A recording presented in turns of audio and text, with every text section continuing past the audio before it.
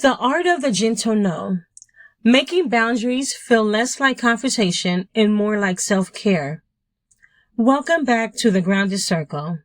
Today, we are tackling a topic that I believe is the foundation for so many of the conversations we've already started having here. Boundaries. We've talked about the myth of having it all. We've talked about the exhaustion that comes with being the strong one. We've talked about the pressure to keep showing up, keep achieving, and keep taking care of everyone around us. But here's the thing I've realized. We don't learn how to protect our peace. Those conversations stay theoretical. Because awareness is powerful, but awareness without action doesn't create change. And one of the biggest actions we can take is learning how to create boundaries, especially when it comes and feels uncomfortable. I know boundaries are a word we hear everywhere right now. Everyone talks about setting boundaries, protecting your energy, saying no, prioritizing yourself. But I want to talk about the part that we don't always acknowledge. Why does it feel so hard? Why does a two-letter word like no feel like such a big confrontation? Why do so many of us feel guilt, anxiety, or even fear when we think about disappointing someone? For many of us, it's because we were taught directly or indirectly that being needed meant we were valuable, that being the person who could always help, always fix, always show up made us dependable. And being dependable is a beautiful quality, but there is a difference between being dependable and being constantly available. There is a difference between showing love and abandoning yourself. And I think a lot of us are learning that difference in real time. I remember a specific Tuesday about 2 years ago. I had a looming deadline for my book. My kids had back-to-back basketball tournaments. My schedule was already full, and honestly, I was already stretching myself thin. Then a friend reached out and asked if I could help plan a big community event. And immediately my brain screamed, no, not because I didn't care, not because I didn't want to support them, but because deep down I knew I didn't have the space. I knew my plate was already full. But my mouth responded before my brain even caught up. Of course I can help. And I remember hanging up the phone immediately, feeling that heaviness. That little feeling in your stomach that says, why did I just do that? Over the next few days, I was trying to do everything. I was working on my book late at night. I was managing family responsibilities. I was helping with the event planning, and I was exhausted. Not just physically exhausted, emotionally exhausted, because underneath all of it, I was resentment. And that was the part I didn't want to admit. I wasn't resentful because someone asked for help.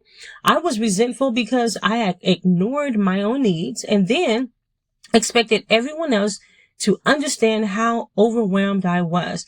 The truth was I hadn't communicated about my boundary. I had said yes when I really meant I don't have the capacity for this right now. And the result? I spent 3 nights barely sleeping. I felt disconnected from the things that mattered most to me. And honestly, I didn't do my best work on either the book or the event. That moment taught me something very important. I was trying to buy approval with my time. And eventually, I ran out of that currency. I think so many of us do this. We give our time away hoping it will communicate something about us. That we are kind, that we are generous, that we are reliable, that we are worthy, but our worth was never meant to be measured by how much we can carry. When we struggle to say no, it's often because we've confused being helpful with being good. We think if we say no, we are failing as a mother, failing as a partner, failing as a friend, failing as a professional. But a boundary is not a rejection. A boundary is not a punishment. A boundary is not a wall built to keep everyone out. A boundary is simply a gate. It's the gate that protects what matters most. It protects your values. It protects your energy. It protects the commitments you've already made. Because when everything has access to you, nothing gets the best of you. And the people who love you don't need the exhaustion version of you who is running on empty. They deserve the version of you who is present. The version of you who can show up with intention. The version of you who isn't giving from a place of obligation, but from a place of genuine love. That's why I call this the gentle no. Because boundaries don't have to be harsh. They don't have to come with anger or a long explanation. Because, and sometimes we believe we need to defend our boundaries with a 10-minute explanation. We give reasons, we give details, we try to convince people that our no is acceptable. But a boundary does not require a courtroom defense. You are allowed to honor your capacity. You are allowed to recognize that this season of your life requires something different. You are allowed to say, I love to help, but I don't have the capacity right now. Or, thank you for thinking of me. I am not able to commit to that at this time. Or even simply, that doesn't work for me right now. And then allow that sentence to stand. No apology, no guilt, no over-explaining, just honesty. Here is the grounded challenge this week, and it's very simple. I want you to practice the gentle no. Not a dramatic no, not an angry no, a thoughtful, intentional no. Before you automatically say yes to something, pause and ask yourself, do I actually have the capacity for this? Does this align with my priorities? Am I saying yes because I want to or because I'm afraid of disappointing someone? And then notice what happens inside your body. Do you feel tension? Do you feel guilt? Do you feel relief? Pay attention. Because sometimes the discomfort we feel when setting a boundary is not a sign that we're doing something wrong. Sometimes it's a sign that we're doing something new.